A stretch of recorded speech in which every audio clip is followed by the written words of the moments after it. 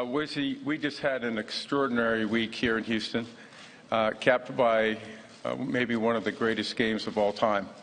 And the two gentlemen that we have here have set new bars across the league.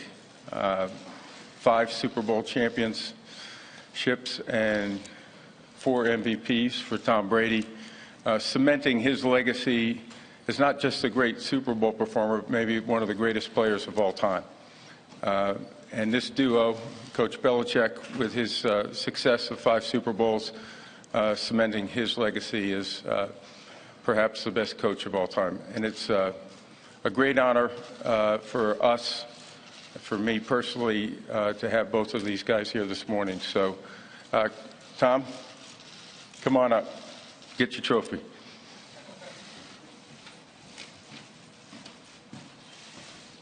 You want the MVP trophy? The MVP trophy? Is it?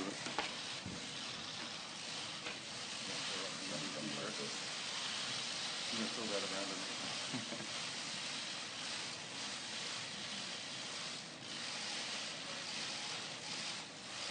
Gotta get one good one there. Okay. Oh, yes. Okay. Thank you. I appreciate it. Nice to see you guys early this morning. It's a late night, not much sleep. But thank you all for being here. Do we have questions?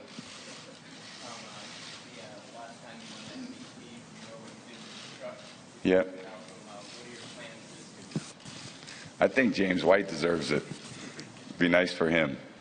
But, you know, it took a real team effort. There were so many plays. I got back to my room last night and pretty late and was still pretty wired. So I watched the highlights and, you know, you just, you know, go through the sequence of all those plays and how many critical plays needed to be made. And Coach talks about situational football, and there was so much of that went on to score 2 two-point plays like we did, down 16 against, you know, a great football team.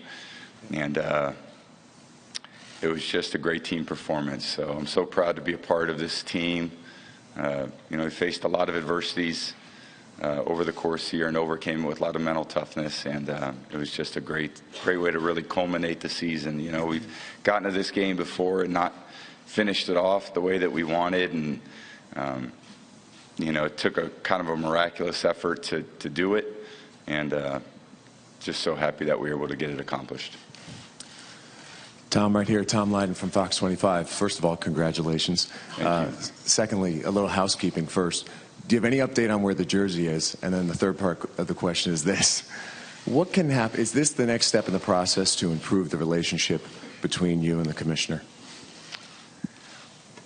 Well, I didn't. The jersey, I put it in my bag and then I came out and it wasn't there anymore. So it's unfortunate because that's a nice piece of memorabilia. So if it shows up on eBay somewhere, someone let me know. Try to track that down.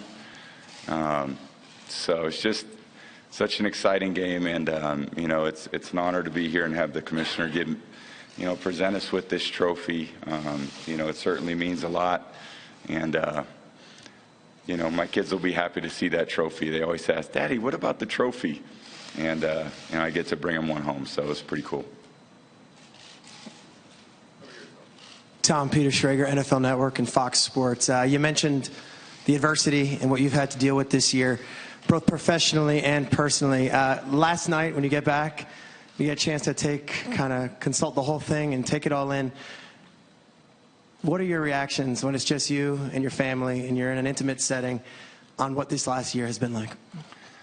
Well, it's just, you know, it's a lot of emotion, and you know, football is such an emotional sport, and you know, you come after a game where it's a long game, it's 4 hours long, and there's the highs and the lows, and being in there at halftime, you know, we weren't feeling great about, you know, how we had played, but we still really didn't feel out of the game, and then, you know, got off to a slow start in the third quarter, and then finally got, you know, started executing a lot better, and certainly on offense.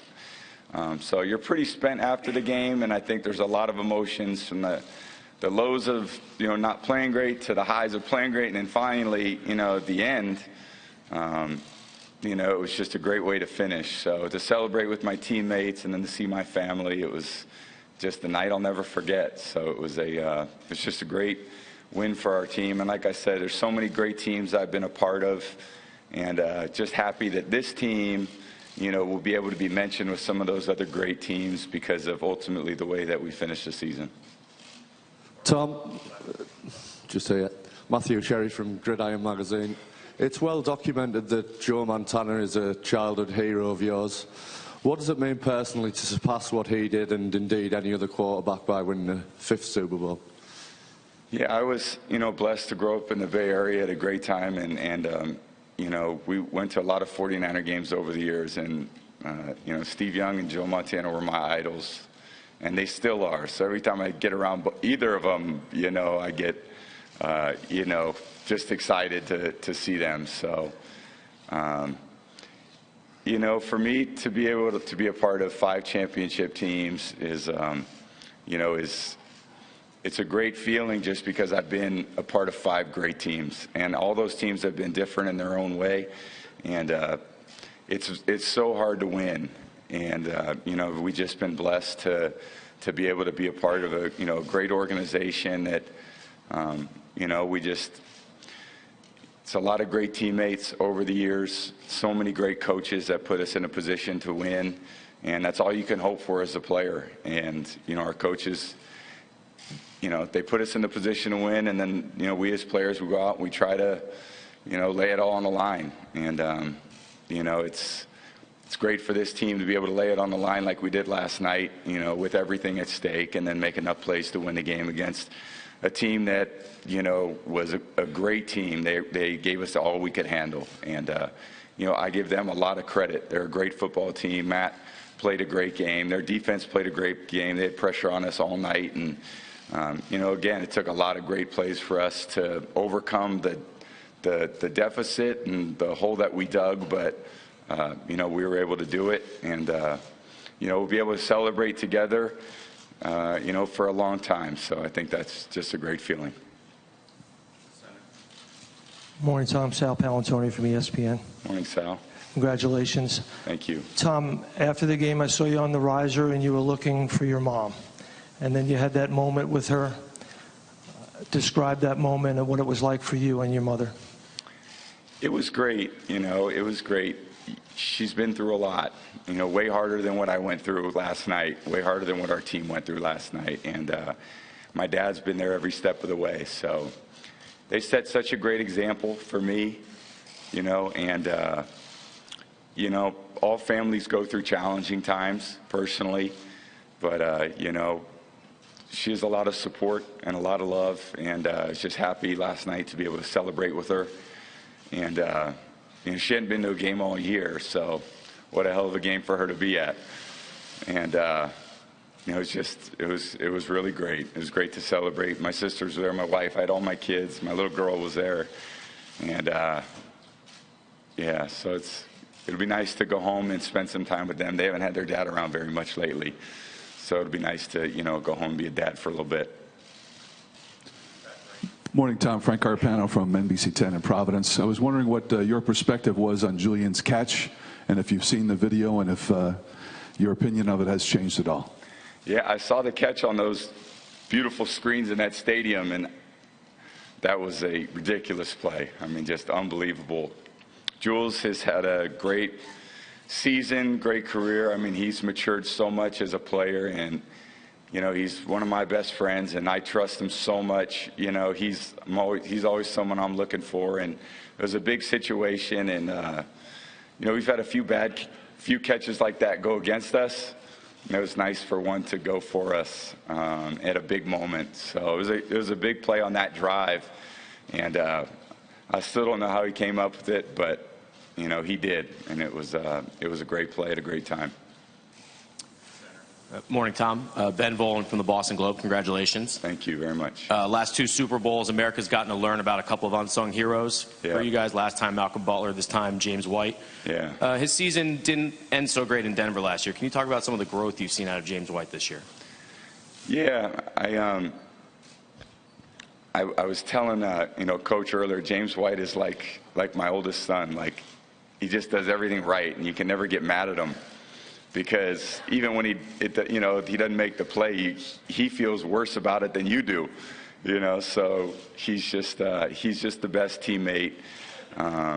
He's an incredible player. He's been that way since he really assumed that big role when Deion got hurt last year. And I'm so proud of him and everything he's accomplished. I've seen him grow from a rookie, to working his tail off to becoming a big factor in all these games. And,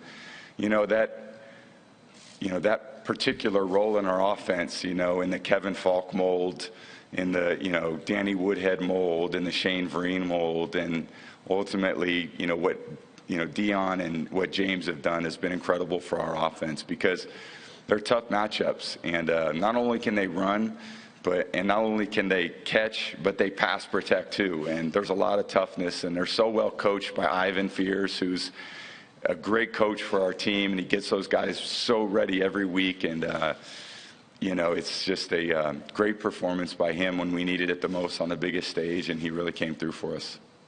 Hey, Tom. Tom, over here. We saw the emotion from you a couple times last week. We saw the emotion from you last night.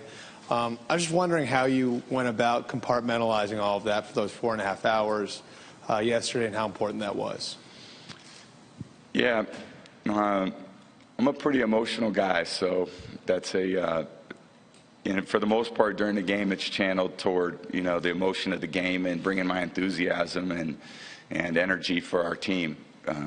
Coach always says, we play once a week, and there's 3 hours where you need to be ready to go. And you got to put, everything aside over the course of the week to build for those 3 hours. And, our team's done a great job of doing that. So, Tom Brady addressing the media right now in Houston. I want to remind the audience, First Take will follow the Brady news conference right now on ESPN. Even, last time we lost was against Seattle at home, and we had 4 shots from the 1-yard line and couldn't get in. And, we talked last night about, or the day before the game about, even after that game, we came into work the next day, ready to go. And, there was no whining and complaining. It was like, all right, how are we going to get better? And if we're in that situation again, how are we going to get the ball in? And, we were on the 1-yard line last night for the whole season at stake, and we got the ball in. 2 more questions. Hey, Tom. Yanni Caracas, WPRI in Providence. I know they're all special and unique in their own right, but how do you rank this one amongst the 5 rings you have? And what is it about Patriots Super Bowls always coming down to the last play?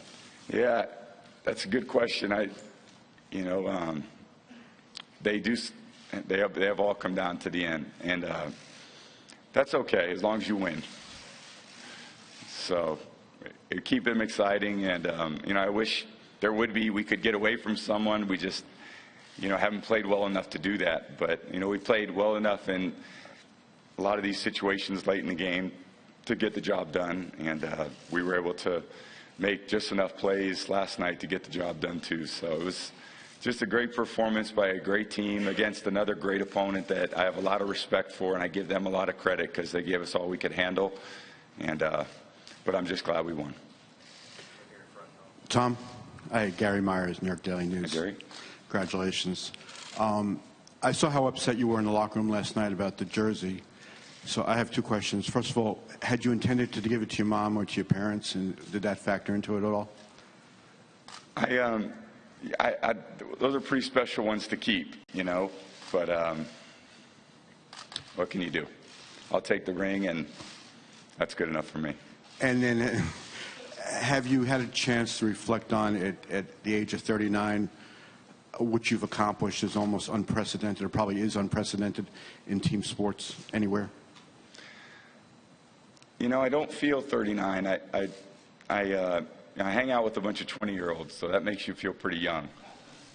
And, I've tried to just take care of myself through learning through a lot of positive and negative experiences with that. And when you're in a locker room for 17 years, you kind of learn what to do and what not to do and what works for you. And, I found probably a unique way that's a little outside the box that's really worked. And, I try to spread that message to a lot of other players because, football is a demanding sport. It's a demanding sport on your body, and your body is your asset. And if you are hurting all the time, football is no fun. And when I was 25, I was hurting all the time. And I couldn't imagine playing as long as I did because, you know, if your arm hurts every day when you throw, you know, how can you keep playing? And now at 39, my arm never hurts, and my body never hurts. And, you know, even after I get banged up, you know, I know how to take care of it and jump on it right away so that, you know, I can feel good for a Wednesday practice. So it really allows you to be able to continue to improve because you can practice. And, you know, hopefully I can keep passing that message on to a lot of younger athletes, you know, that want to do the same thing because football is such a great sport. And I love it, and it's demanding and it's taxing, but, you know, I think it's the greatest sport in the world, and, you know, I just love what I do. So, thank you guys.